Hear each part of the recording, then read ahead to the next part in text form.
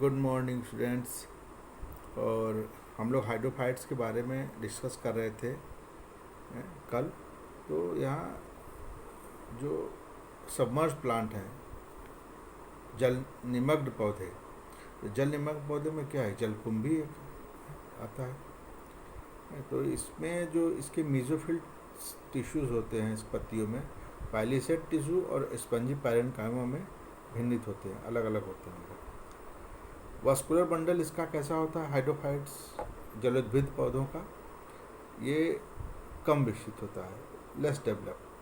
और जो जाइलम में वाहिकाएं होती हैं वो नहीं पाई जाती हैं, जबकि वाहिनिकाएं, इसको वेसल्स बोलते हैं, वो बहुत कम होती हैं। वास्कुलर बंडल जो एम्फीबियस प्लांट होता है, एम्फीबियस प्लांट मतलब ऐसा प्लांट जो जल में भी रह सके, और जो उभयचर का जो लक्षण होता है सेम वही प्लांट इसमें होता है, जल स्थल दोनों में ये सर्वाइव कर सकता है। तो इसके बारे में बताया गया था आप लोग को। तो उसमें वास्कुलर बंडल उसमें डेवलप होता है, लेकिन जो प्योर हाइड्रोफाइट्स होते हैं उसमें डेवलप नहीं पाए जाते। दूसरे एडॉप्टेशन जो हैं उसको देखिए।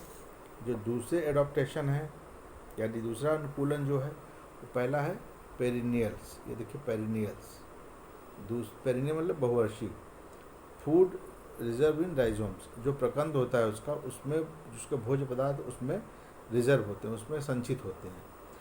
और इसमें जो कायिक जनन होता है, वेजिटेटिव रिप्रोडक्शन, वो फास्ट होता है, वो तीव्र होता है। सेकेंडरी ग्रोथ, द्वितीयक वृद्धि नहीं पाई जाती है, एब्सेंट होता है। और इनके सरफेस पर, इनके जो हाइड्रोफाइट्स प्लांट्स हैं, उन हाइड्रोफाइट प्लांट्स बॉडी के सरफेस पर म्यूसिलेज लेयर पाए जाते हैं। ये इनके दूसरा एडॉप्टेशन अनुकूलन है। म्यूसिलेज लेयर पाए जाते हैं जिससे कि वो अपने आप को अनुकूलित रख सके।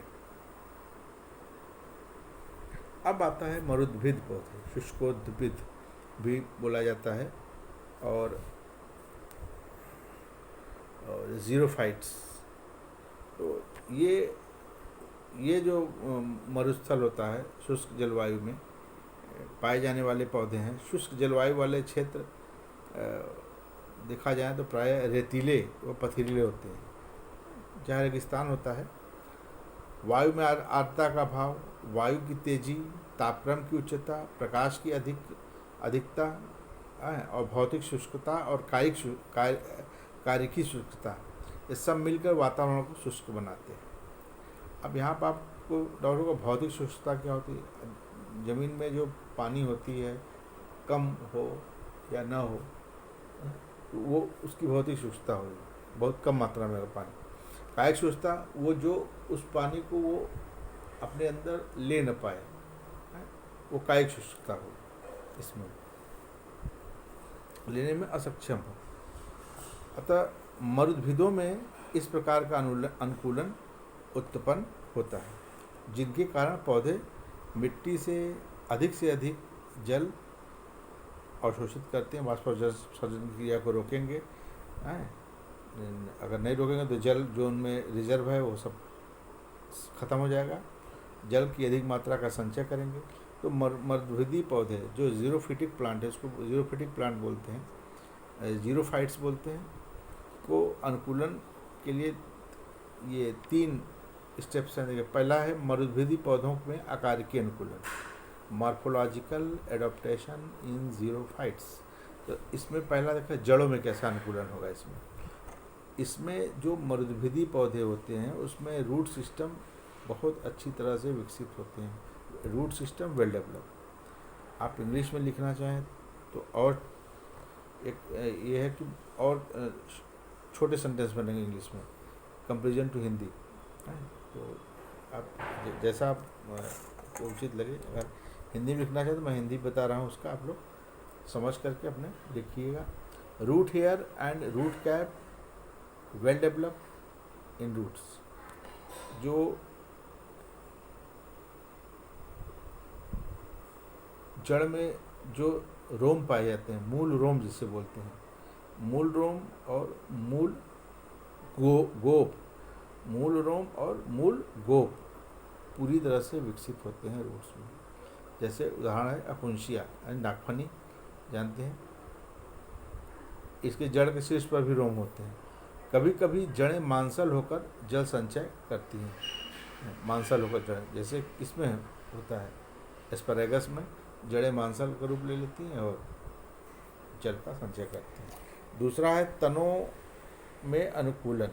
जो तने में अनुकूलन होगा एडाप्टेशन स्ट्रीम में, इसमें क्या होता है, ज़्यादातर पौधे में क्या होता है, तना इसमें क्या होता है, छोटा होता है, काष्ठी होता है, शुष्क कठोर होता है, ये मोटी छाल से ढका होता है। कुछ पौधों में तना घटकर बल्ब के रूप में होता है, जैसे हाथी चिंगाड़ा है।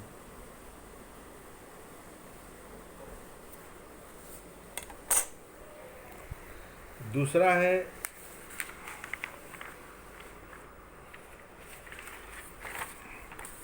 यहाँ पर देखिए, कभी कभी तना चौड़ा वो मांसल हो जाता है और पत्तियों का कार्य करता है, जिसे पड़काय स्तंभ या फिल्लोक्लेट कहते हैं।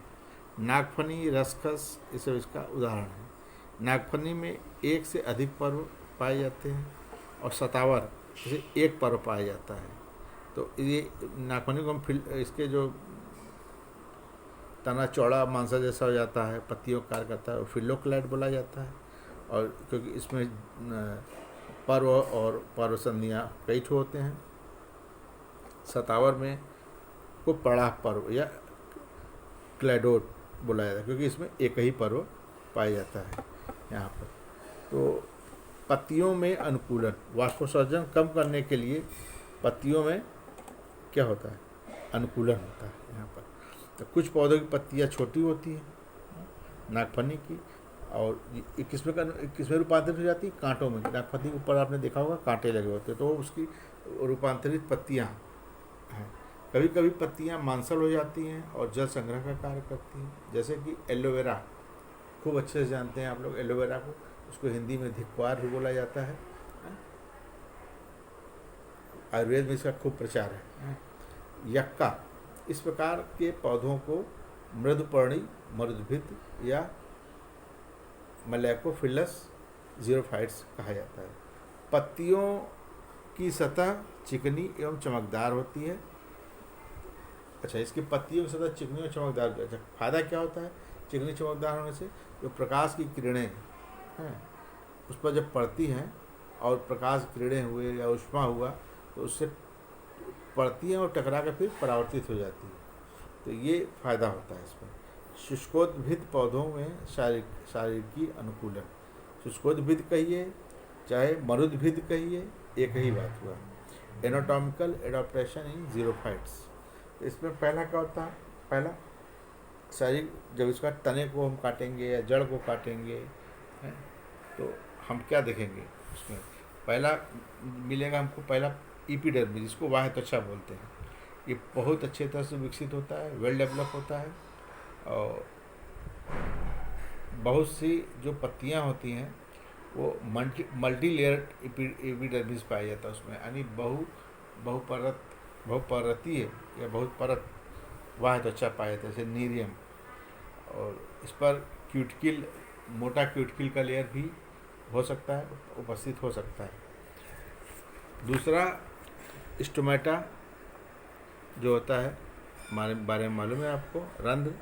बाह्य त्वचा में स्टोमेटा कम होता है, यानी जो इसमें ज़ीरोफाइट प्लांट में बाह्य स्टोमेटा कम पाया जाता है। अगर पाया जाता है तो वो गड्ढे के रूप में धंसा होता है, उसे संकेन स्टोमेटा के नाम से जानते हैं। और पत्तियों के ऊपरी सतह पर नहीं होगा, पत्तियों के निचली सतह पर पाया जाएगा। ठीक।